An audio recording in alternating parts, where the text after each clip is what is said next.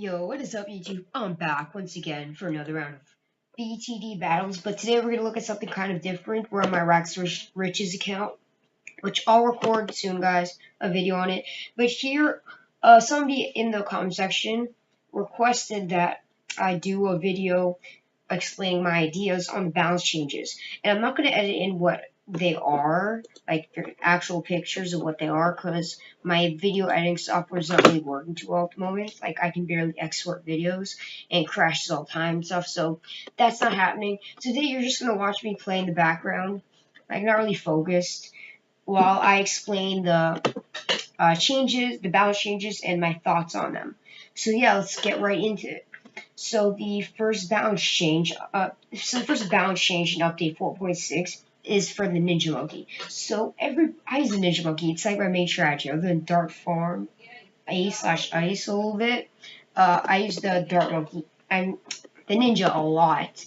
And so the whole thing with the Ninja is that its double shot price was 550. They decreased it to that recently to buff him. But the whole thing is that it's way too strong early game for 550, so they've increased it 700, so it's like slightly harder to get to, so that makes your life in defense a little harder. And let's see if we can find a match here. So I think I agree with this 100%, because although I use Ninja Mortar stuff, I don't want it to be an OP strategy that I have to use every single time. And so I think it's really reasonable. It's going to make it just barely harder to get to that price. It's $150, which is not that much, but it's like 3 bananas or 1 eco, or you can be like halfway there, you can be really close, but it's going to be just slightly harder than 550 to get to. And it's going to be like a slight amount annoying, but it's reasonably annoying. You know what I mean? So then, oh, there we go, we got a match. So then the next balance change is for the mortar. And the whole thing with the mortar is that it's super used again.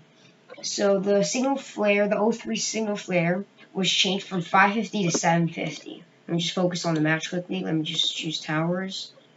No, let's go blue. I don't know. Let's go blue quickly or something weird. Whatever. So the whole thing with the mortar is that, again, the single flare is just too easy to get to. So they're making it a little harder for early game to get to it. But it's not, especially for the single flare, it's not going to be too hard because you only need it in round 12. So it's not going to be too much of a difference. That's not something you really need to worry about. But it's a slight difference. It'll make your life a little harder. So that is nerfed. And also the artillery battery for 7,000 to 8,000. I've like tried to spam the ability, like I've been quickly selling and rebuying its ability a lot. So I've done that and gotten away with it. So they've increased it by 1,000 from 7,800, 8,000, which I think is gonna make it a little bit harder to use, but not by much. It's again not a big difference because once you have that many farms, you shouldn't have that many problems. You know what I mean? There we go. Let me just get lightning. So yeah, then the next tower that's changed is the sniper. The sniper is one of those towers that I feel like are never going to be viable no matter how much changes they do to them, just because of the fact that it just got like such a different. It can only hit one blue net once. So maybe for like some all-out regen Rainbow Rush, you get like two threes on strong, and it'll defend it 100%. But the whole problem with, and then you get another tower. But the whole problem with it is somebody just does you eco booms and you only go sniper, they're not defending at all. They're completely useless against those. So even though they've overall attack speed increased by 10%, which is a big difference, but again, it still does not cover all balloons. And then the other change shit is that the supply drop increases attack speed, I think. Yeah, attack speed increases by 33% when you use the supply drop. So again, a slight difference, but I don't think it's going to make the biggest effect just because of the fact that the sniper really can't hit group balloons. Like, it's used in some strategies, but again, not going to be super 100% viable. Now, the next change that has happened is the Ice Towel. This is 100%, I agree with this entire change. Very smart change. So the whole thing is that the Viral Frost can now pop white/zeros. That was a little weird, but, I mean, nobody goes for it because it's just so expensive, and there's no point in the Viral Frost, honestly. Like, if I go for it, I only go for it just because. I don't really go for the Viral Frost because it's good. And then there's the Absolute Zero. And this one is, if they didn't do this, everybody's been waiting for this change. Like, come on. So the whole thing with Absolute Zero is that it's only 2,000, and it can decrease the speed of balloons exponentially. And in case you're wondering what exponentially means, that means infinite times. So the more times you use it, the more it'll decrease the numbers. I don't know why, I'm not really playing, so shoot, there, because I'm actually playing live, and this guy freaking rushed me. You're so done. Look what you made me do. Look what you made me do. Look what you made me do. Look what you made me do. Yeah, so I've been listening to that song a lot. Yeah, sorry, Swiftie, but I'm a Swiftie at heart. I'm sorry to annoy you guys. But seriously though, I'm a Swiftie. Yeah, a little bit sad. I'm kidding. Taylor Swift is life. Region. Let's get them rainbows. Come on, you better kill. You better kill. You better kill. You better kill. Come on, I just want to kill this guy, and then we'll probably just view a match with some famous dude. There we go, round 13 of your rainbows. Easy. Okay, so let's talk about the Absolute Zero. So the whole thing is, if you saw a recent match of mine, I think today or something, I used the Absolute Zero ability to defend. And the whole thing with that, to defend and then counter rush. And the whole thing is that was only $2,000, so it left me with a ton of money to counter rush. After just buying it quickly, slowing everything down and counter rushing. And it slows down Oh My Gods and BFVs and everything, which is honestly what I think the ability of another tower should do, which we'll get to that in a second. But the whole thing is that it's too cheap and stuff, so I completely agree with that. Now the Glue Gunner, I think they're complicating it too much. Just make the ability just hit every balloon type. Like, if it hits Oh My God, it just slows it down, or a BFB or a Moab or whatever. It should slow them down. So what they've ended up trying to do is decrease the price from 4K to 2,500. So they're trying to make it more viable early game, but it's still quite a bit. You're not going to get that for round 13. You don't need that for round 13. Just get an ice tower for 2K and bam. So it's not really viable in comparison to other towers that's competing with. So if they can make its ability slow down Moabs and BFBs, I think it'll be a lot stronger. But until then, it's going to be struggling a lot. Now we have also the Balloon Liquefier. Oops, let me put it out. And so the whole thing with that is that the splatter radius increased by 25% and Pierce increased from 6 to 10. So they're trying to make it another thing more viable, but like, it's just not going to be like super duper viable until they manage to. It's just not a viable tower. It's just there's no point in using it after a certain point because it can't hit Moabs and BFBs. That's it with the Glue Gunner. So now we're on to the Cobra. The Cobra, they've made a really significant change to it this time around. So the whole thing with the Cobra is that it's really cheap to get and really easy to get early game and spam and stuff. And so the whole thing what they've done is the overall attack speed decreased by 10%, because I guess they thought it was hitting too many balloons like to defend with, like super duper early game and stuff. So they decided that to make it more like a lot more harder to use. To make it so that you need more of them. So they've increased that entire thing going on there. And then they also, for the misdirection, the initial cooldown is increased from 10 seconds to 20 seconds. So what happens that when you buy the misdirection, you have to wait 10 seconds before you can actually use it. So I think this is a very interesting change, just because of the fact that misdirection is like really one of those odd things to use that you wouldn't really, that you use in late game when you're something BFB rushes you, and then you just get a bunch of misdirection, stall with ice tower, mortar abilities, and then misdirect all of the BFBs. So the whole thing is that them increasing the initial cooldown to 10 seconds to 20 seconds is going to make it a lot harder to get those up in time. Which I don't think is going to make the biggest deal, though, because of the fact that you could just get one, then you could just start spamming ice abilities, and bam, they have nothing against you. Because ice abilities are super overpowered. So that's a problem. And then, and then the whole thing is, okay, so the next upgrade, so I think it's kind of a good thing for the Cobra. I think they should, like, try to nerf the, I think they should try to nerf the, what's the thing called? The thing that, like, changes all the balloons, that makes them stronger. You know what I'm talking about. So once they change that, if they change that to make it like every like 10 seconds it spawns a balloon, that's gonna be, then you have to spend more, and then you have to spend more money on that, and that's gonna be a little harder to use. I think that's what they should end up doing, but they can do whatever they want. It's their game. And anyways, BTD6 coming out soon, so nobody really cares too much at the moment. And so the next change we're looking at is the banana farm. So the whole thing with the banana farm is that the 3.0 Banana Republic has been actually buffed. So instead of getting 13 bananas per round, it's become 15. So it's more like cost effective. Like it's still not what you normally go for, but they're trying to make it so that that upgrade is what you'd go for instead of just spamming plantations, because the whole thing with the plantations is that you make more money off of their price. And I mean, of course, your end goal is the factory, make a ton of money from that. But until you can get your factory, you go for plantations instead of republic. So right now, after this, it's going to be more cost effective to spam republics than to spam plantations. That's what they're making right now. Now, the next thing that's going on is the fact that the next thing that's going to be changed is the Super Monkey. So Super Monkey is never used except for the challenge videos where they try to go for some super high, I don't know, God knows what level. But the whole thing with Super Monkey is that for its price, it's just not worth it. Like, you go for ninjas and spam them, and they take up a lot less space, and they can defend, although not as well up to a certain point. They have their slowdown ability and stuff like that, and they're more cost efficient for what you'd probably be aiming for in your game.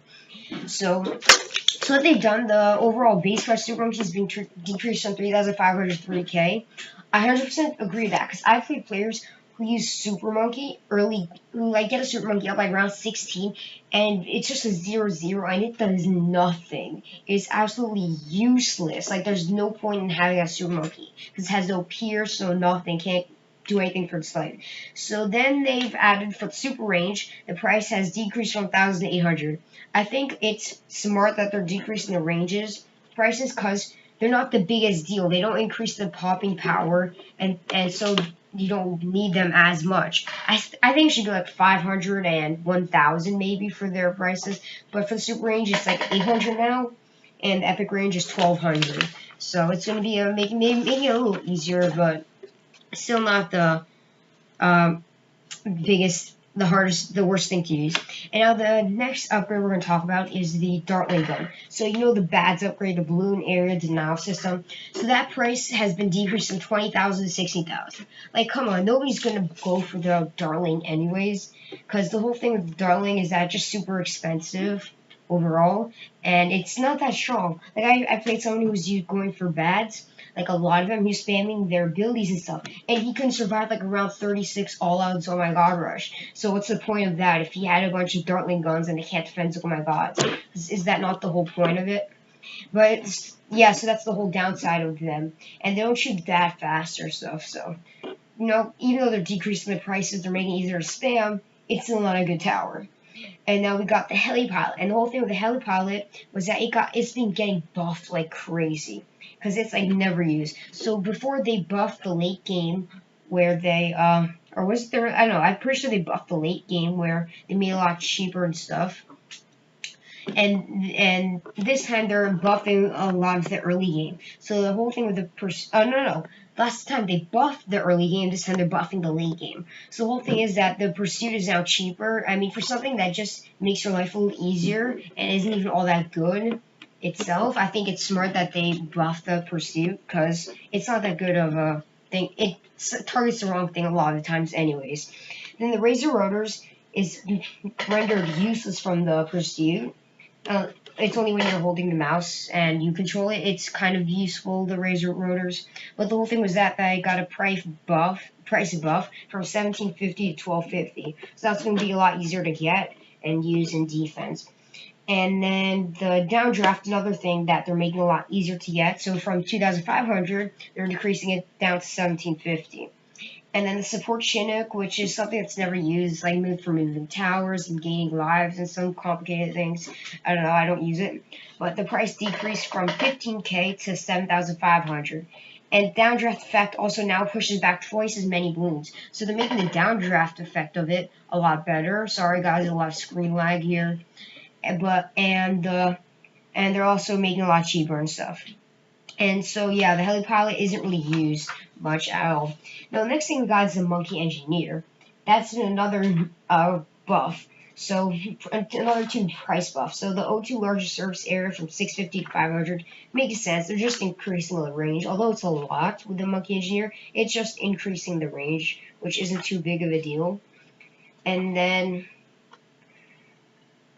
Okay, sorry. And then the cleansing foam has also been decreased from 800 to 650, and that makes sense because although it pops leads and uncamouflages camo balloons, it's not that good. You need like 5 or 6 of them to fully defend all pinks, all camo pinks or something like that. So it's honestly not that good. And I'm pretty sure it's not even enough. You need like 10 of them, which just goes to show how bad it is. And so you have that problem. But Engineer I think is pretty viable. I think pretty valuable early game, not really too much late game. Like, yeah, we'll go for Balloon Trap, 3,500. I don't know, it's pretty good. Not the greatest thing, but still pretty good. And now the next thing that got buffed is the Spike Factory, which I don't think is ever going to be able to be consistently used good, because it's just not a good tower. You know what I mean? So the whole thing with it is that it got buffed a lot in the early game price. So the 0-0 was decreased from 700 to 600. Makes sense because the spikes aren't that good in 0-0.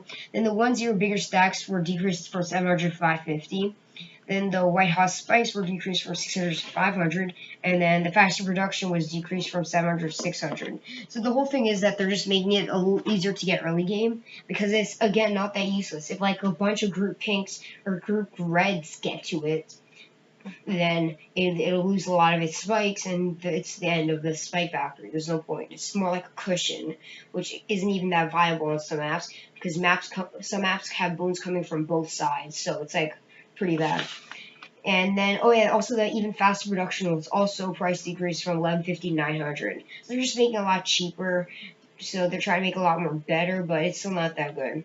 And now they've changed a couple of the maps also, and this is the final bit.